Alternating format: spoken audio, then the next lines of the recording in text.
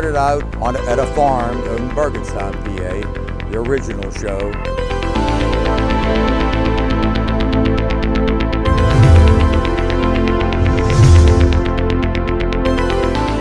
We originally had 5 acres that were donated to one of the original members.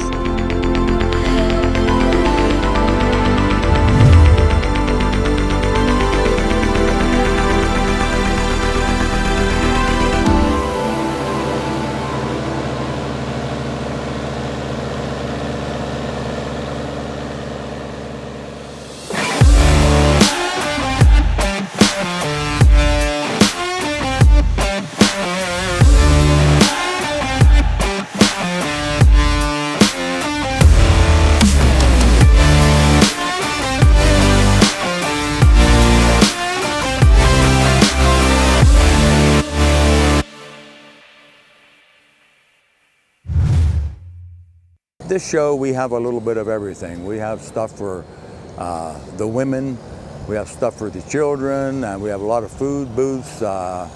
It's a great place, a lot of shade for people to get out of the sun, a lot of benches to sit on. We're kind of proud of this show grounds. Like I said, it's our 40th year, and it keeps growing every year. We get people from actually all over the world. We've had them from Sweden, England, a lot of people from Canada. It's just, we're well known around the world as far as the construction equipment. But that's not all we have. I mean, we have a sawmill, we have rock crushers, we have farm tractors, we have thrashing, baling, sawmill that works all the time. It's just a great show, and it's a nice family-oriented show.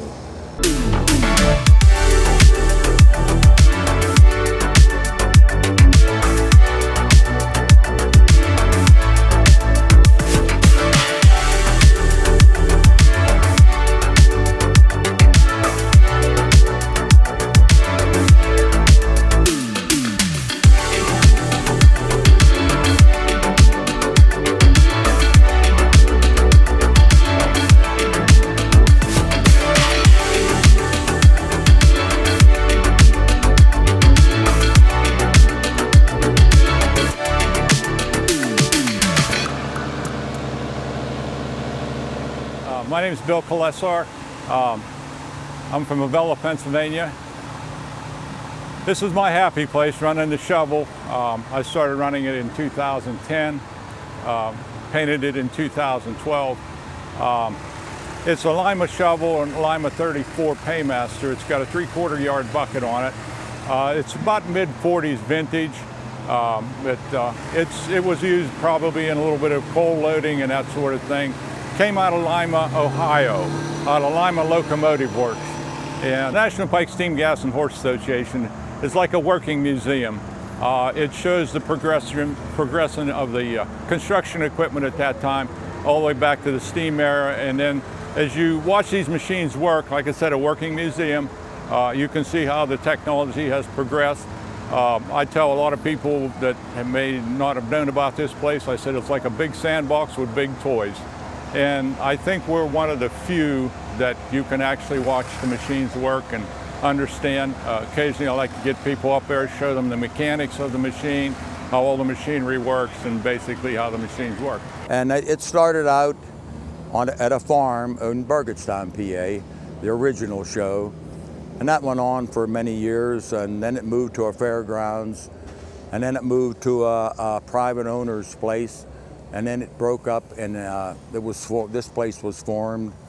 And we originally had 5 acres that were donated to one of the original members who lives right down over the hill here. And it's just grown every year. We're now up to, I think it's like 110 acres that we own. Some of it we can't utilize. It gets pretty steep because you're up on top of a pretty steep hill here. And a lot of people don't even know the showgrounds is here, but they live close by. But once they find out, you know, they just can't believe it's been here for 40 years and they didn't know about it. But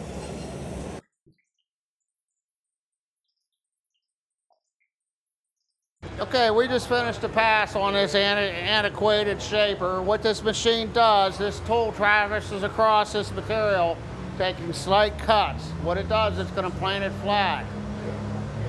It can take any shape that you can hold in it. This happens to be square. It works fine for that, okay? But what we're going to do, we're going to take this out. We're going to set it up with the next part we're going to cut. So, first thing we'll do, we'll unload the vise. And it has to be fairly tight because we're cutting metal. Take that out, we're going to inspect that finish. We like that finish, that's acceptable. We're going to call that a good part. Oh, look at this one, it's got some mangled up stuff on it. Maybe we'll make that flat again. The rigor-old file. We push that file, you get a little shiny spot coming up, tells you it's cutting. You only push the file in one direction. Only cuts forward. Don't back it up. Push it forward. And as you'll see that getting bigger. That means it's getting flatter. Okay, blended all the way across the top. That means we're flat enough to go back in the vise. Okay, we're going to clean this off with this brush. We got to watch because these are sharp. These will cut you to ribbons. Then we'll go ahead, we'll put that block of aluminum in there. Then we're going to bring the vise up tight on it. Okay, we're going to snug that vise a little bit. Down because that might bounce stuff out of there. We're going to pin it down with a hammer. When it's flat, it makes a different noise, so you know you're seated. So we'll take this feed handle, we'll unwind this. You have to get this tool up out of the way. So we're going to bring it up. Then we're going to bring this over till that tool's over top of it. Now here comes the danger part. The only way to get this thing to traverse forward to get a touch on that tool is to physically grab this belt. You pull this forward. Then we'll wind this down. We're going to wind it down till we get a touch. We got a touch there. We're going to back it up a little bit. Then we're going to back this off the part. Now we're going to have to get noisy. We're going to turn it back on. Okay, get everything safe out of the way.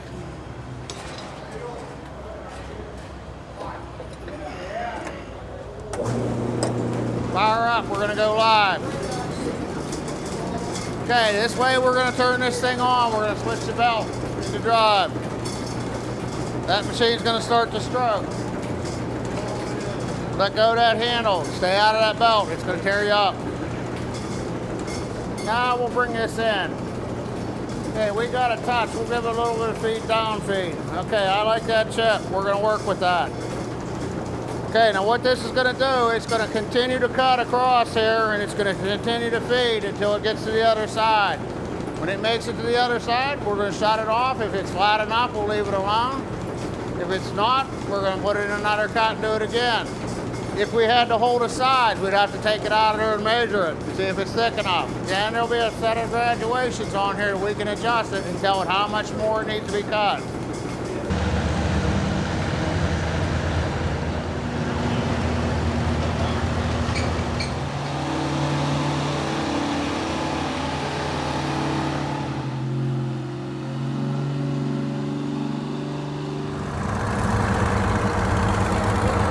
My name's Mark Coon. The big yellow rock truck, which they call Big and Ugly, I drove it for Sam Lansbury. That's who donated the truck. I've been coming out about 4 years. I like the engine show, the equipment down here, the people. You get to get close to the equipment. I learned about this show probably in '87, '88. I always saw a sign up in Greensburg. Big Ugly is roughly somewhere, we're guessing, between the 50s and 60s. We don't know for sure. R.S. Carlin Strippins and Snowshoe had it to start with. It may have came off of Interstate 80 when they built that road, but he had a strip job. He ran it for a long time, and then Claire McGovern is the guy that bought it off of him, and then he kind of shut the job down. And then Sam Lansbury bought the stuff to backfill this strip cut up by the truck stop in Clearfield, Pennsylvania. As you can see, it's a good-sized truck. I hauled rock and dirt in it for Sam Lansbury. We backfilled a strip job. up in Clearfield, Pennsylvania, across from TA truck stops. And Hunter Peterbilt has a big new dealership in there right now. And the other guy, he ran it. And Sam Lansbury needed a driver. Tommy Lazy was the guy that was running it. And I stopped in to look at the truck, and he said, hey, you want a job?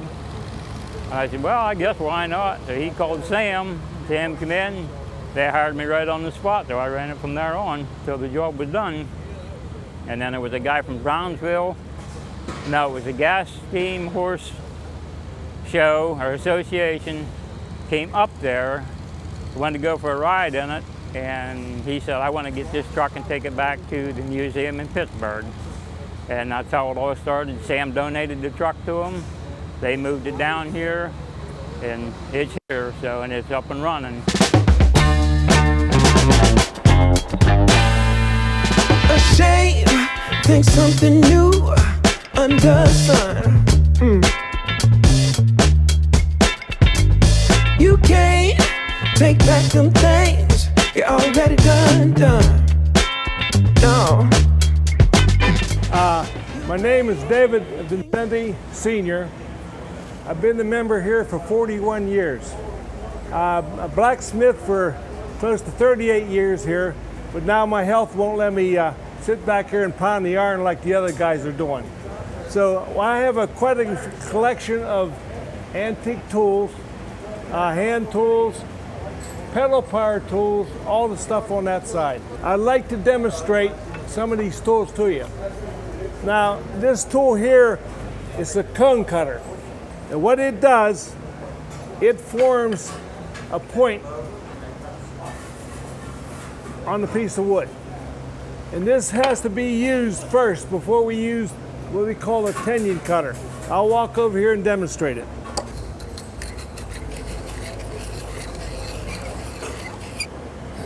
Okay, you notice now I have a point on a piece of wood. Now the next tool we'll be using, we call the tenon cutter. Now that'll make the round thing like I'm showing you right here. I'll demonstrate that right now for you.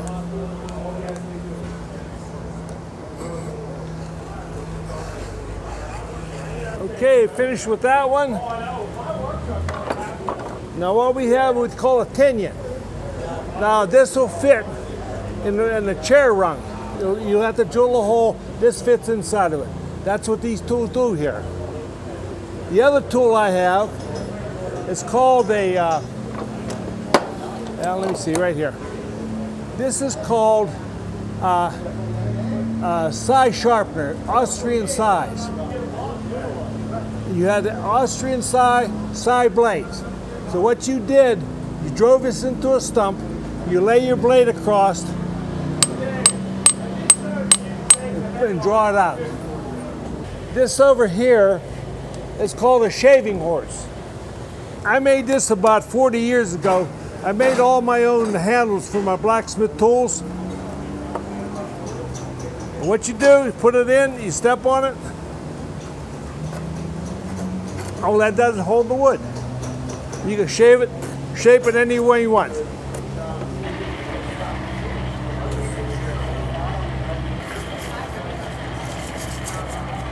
Hi, my name is Jim Alderson, blacksmith here at the STEAM Show. What we're taking is an old pitchfork, repurposing it into tail feathers for a bird sculpture that gentleman here is working on. First step is going to be get this in the fire and get it up to temperature where we can bend and it makes the steel malleable.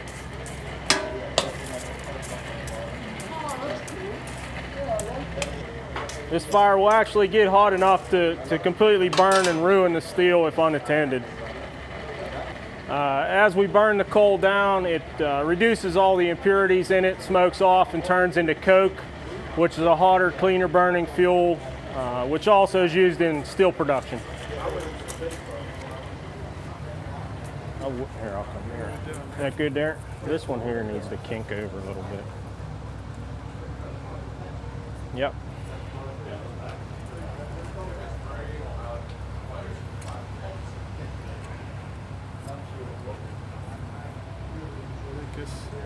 These to come out then? Which way are you going? This way? Yeah, good. Hold up, let me, I'm just gonna, yeah.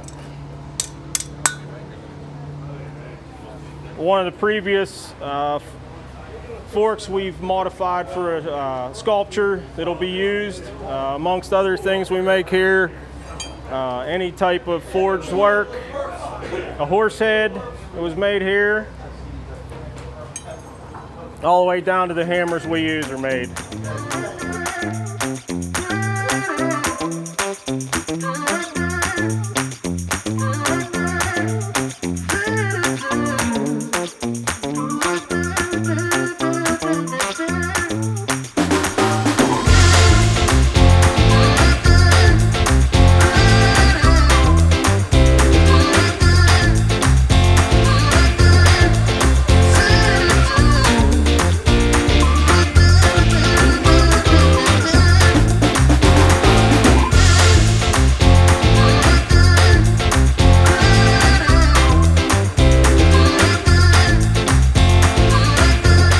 Hi, my name is John Lebkicker. I've been a woodworker all my life, ever since I was a small child. Then I got into making the models. The little boy in me wanted me to do something different, and then I got into this. And what I do is now I take pictures and measurements off of the real machines and scale everything down. I don't make blueprints per se, but I work off of my sketches and the pictures that I have. My machines that I work on, I have sometimes 150 to 200 hours just in the layout work or whatever of taking pictures and measuring them before I ever get a chance to start cutting wood. And then after that, you find a major piece. I always try to find a major piece which I know my measurements are good on, and I make that first, that piece, and I use that as a yardstick to keep all my measurements in fold or whatever with the overall of the project.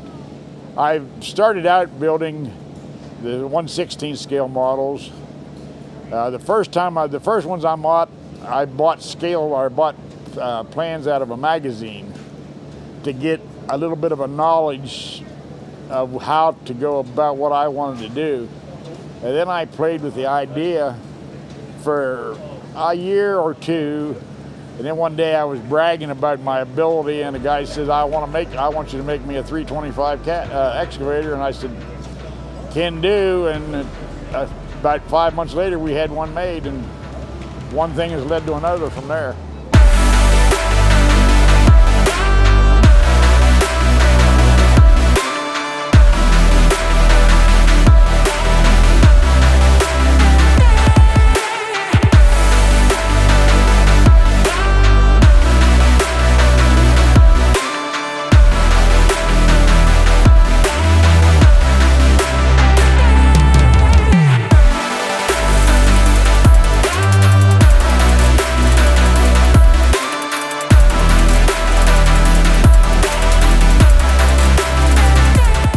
My name is Jerry Miller.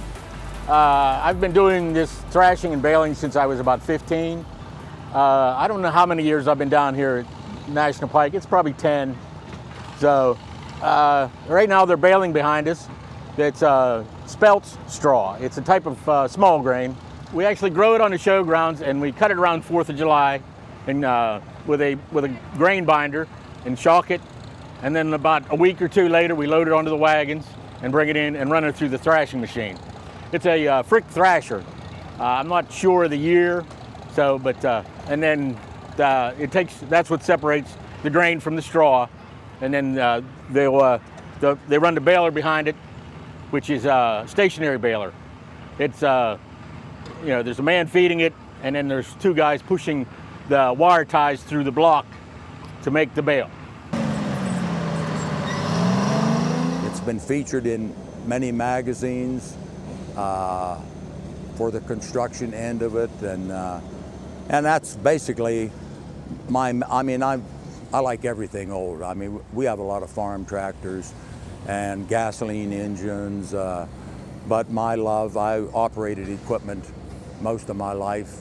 We have a farm, and it's a family thing for me. I mean, I have 2 sons, and I think a total of 9 or 10 grandsons and great-grandsons, and they're all part of it.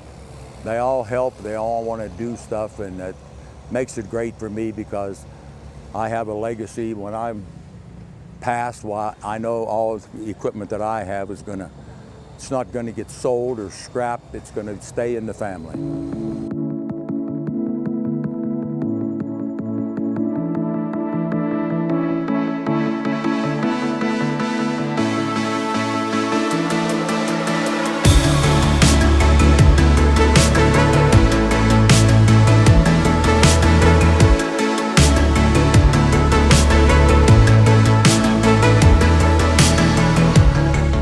If we don't promote this, it's just like history. It will just disappear, and the wisdom and knowledge will be gone with it. And but it's just a great place. So your family can come up. If you bring your family, wear your playground clothes. But yeah, it's just a great place to be, and you know, come and see us. Everybody can front like this. Everybody should